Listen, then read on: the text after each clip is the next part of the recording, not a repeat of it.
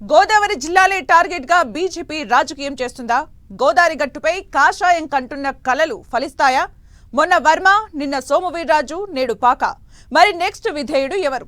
లోక్సభ, రాజ్యసభతో పాటు శాసన మండలిలోనూ ప్రత్యేక స్థానం దక్కించుకోవడానికి కారణాలేంటి? గోదావరి జిల్లాలో బీజేపీకి అన్ని సామాజిక వర్గాల్లో పట్టు దక్కినట్టేనా? ఇప్పటికే ఏపీ బీజేపీ చీఫ్ పురంధేశ్వరి కూడా ఇక్కడే పాగా వేయడానికి కారణమదేనా? Watch this story.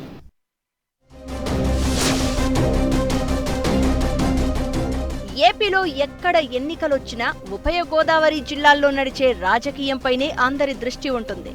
ఇక్కడ ఎవరు మెజారిటీ సీట్లు సాధిస్తే రాష్ట్రంలో అధికారంలోకి వారే రావడం పరిపాటిగా మారింది. అందుకే మొన్న టీడీపీ అయినా, ఆ తర్వాత వైసీపీ అయినా, ఇప్పుడు కూటమిలో జనసేన కలిసినా ఈ జిల్లాలే టార్గెట్ గా సీట్లు అత్యధికంగా సాధించి అధికారంలోకి వచ్చాయి. అయితే ఇక్కడ గతమెంతో ఘన చరిత్ర ఉన్న బీజేపీ ఇప్పుడు పూర్వ వైభవాన్ని సాధించేందుకు గోదావరి గట్టుపై కాషాయం జెండా ఎగరేసేందుకు రాజకీయ వ్యూహాలకు పదును పెట్టిందన్న ప్రచారం ఊపందుకుంది. ఎందుకంటే గోదావరి జిల్లాల్లో వరుసగా కీలక పదవులు ఇస్తూ వస్తున్న బీజేపీ అధిష్టానం పార్టీలో పనిచేసిన సీనియర్ నేతలుగా మాత్రమే కాకుండా ఒక్కో సామాజిక వర్గం నుంచి ఒక్కో నేతను ఎంచుకుని కీలక సామాజిక వర్గాల్లో పట్టు సాధించే దిశగా ఇక్కడ అడుగులు వేస్తోందట. గోదావరి జిల్లాలో ప్రధానంగా కాపు, కమ్మ, క్షత్రియ సామాజిక వర్గాలతో పాటు బీసీ వర్గం కూడా అత్యధికంగా రాజకీయాల్లో ప్రభావితం చేస్తున్నాయి. ఇప్పటికే మొన్నటి సార్వత్రిక ఎన్నికల్లో రాజమండ్రి ఎంపీగా కమ్మ సామాజిక వర్గానికి చెందిన దగ్గుపాటి పురంధేశ్వరి గెలుపొందడం, ఆ తర్వాత ఆమె పార్టీ రాష్ట్ర అధ్యక్షురాలిగా ప్రస్తుతం కీలక పాత్ర పోషిస్తున్నారు. అటు మిత్రపక్షమైన టీడీపీలో కూడా ఇదే సామాజిక వర్గం అత్యధికంగా ఉండడంతో బీజేపీకి సపోర్టు వచ్చినట్లయింది.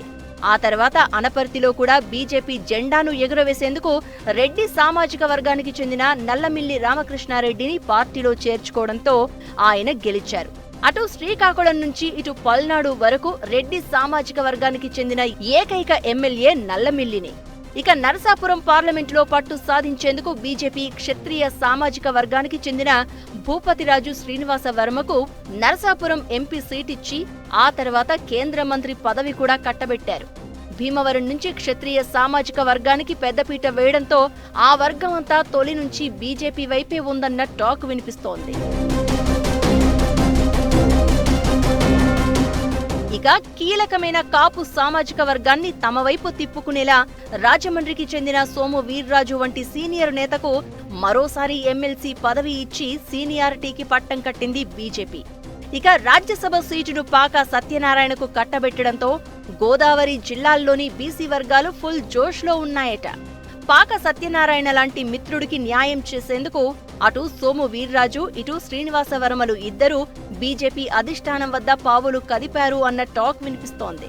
ఇలా కమ్మ, కాపు, క్షత్రియ, రెడ్డి, బీసీ సామాజిక వర్గాలకు చెందిన కీలక నేతలకు గోదావరి జిల్లాల నుంచి లోక్సభ, రాజ్యసభ, కేంద్ర కేబినెట్, శాసనసభ, శాసన మండలిలోనూ సముచిత స్థానం కల్పిస్తూ ఆయా జిల్లాల్లో బీజేపీ బలోపేతానికి పనిచేసేలా చాణక్యత ప్రదర్శిస్తుందట అధిష్టానం. పొత్తులు ఉన్నా లేకున్నా రాబోయే రోజుల్లో బీజేపీ తనకంటూ ప్రత్యేక ముద్ర వేసుకోవాలని విశ్వ ప్రయత్నం చేస్తుందట.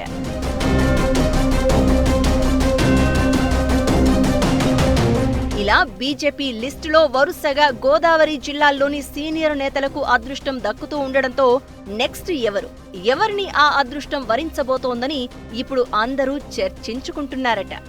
ఎన్డీఏ కూటమి పొత్తులో ఉన్నప్పటికీ పార్టీ బలోపేతానికి ఖచ్చితమైన ప్రణాళికతో దూసుకెళ్తున్న బీజేపీ అధిష్టానం వరుస పదవులు ఇవ్వడం ద్వారా గోదావరి జిల్లాల్లో బలోపేతం అవుతుందా?